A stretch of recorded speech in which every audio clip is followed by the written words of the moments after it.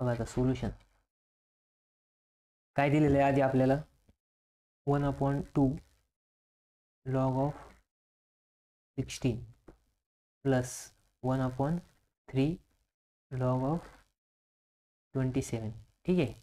मग बघा आता आपण हा जो 16 आहे कोणता, हा जो 16 आहे बघा याला कसं लिहू शकतो, 16 इक्वल्स टू 4 × 4 म्हणजेच कसं लिहू शकतो,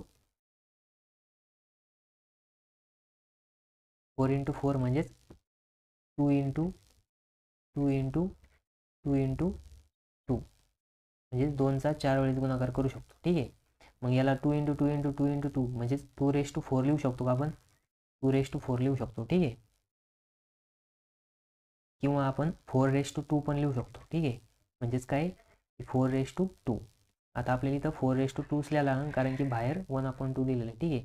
त्याच्यानंतर ना बघा नेक्स्ट हा जो 27 आहे याला कसं लिहू शकतो आपण, 27ला 3 × 3 × 3 बघा 3 3 9 9 27 म्हणजेच 3⁻³ लिहू शकतो. ठीक आहे.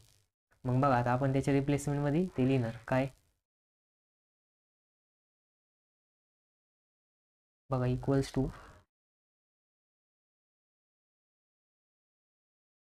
1/2 log of 4चा स्क्वेअर प्लस 1/3 log of 3चा क्यूब. ठीक आहे. मग आता आपण पॉवर रूल आहे बघा आपल्याकडे, पॉवर रूल काय सांगतो की log of m⁻n जर असेल तर आपण त्याला बाहेर कसं लिहू शकतो, n × log of m लिहू शकतो. बरोबर.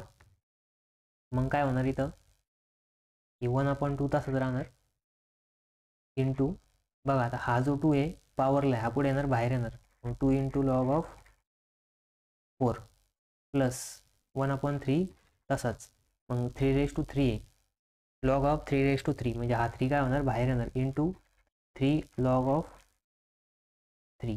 मग बघा आता इथं काय आहे की हा अपॉनचा 2 आणि वरचा 2 काय होणार कट होणार, त्याच्यानंतर ना हा 3 आणि हा 3 काय होणार कट होऊन जाणार. ठीक आहे. मग त्याच्यानंतर ना बघा काय येणार answer, log of 4 plus log of 3. आता परत इथं आपण काय लावू शकतो, प्रोडक्ट रूल. प्रोडक्ट रूल काय सांगतो आपल्याला, log of m plus log of n जर असेल तर काय करायचं, log of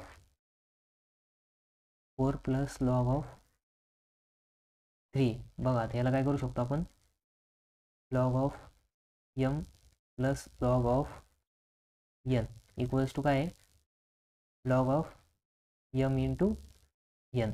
मग log of m किती येतं 4 आहे आणि n किती आहे 3 आहे, मग 4 × 3 = 12 log of 12. हे काय आलं त्याचं आन्सर आलं. ठीक आहे. म्हणजेच इथं फायनल लिहून घ्या वाटलं तर 1/2 log of 16 plus 1/3 log of 27 is equals to log of 12. काय log of 12 आहे. ठीक आहे.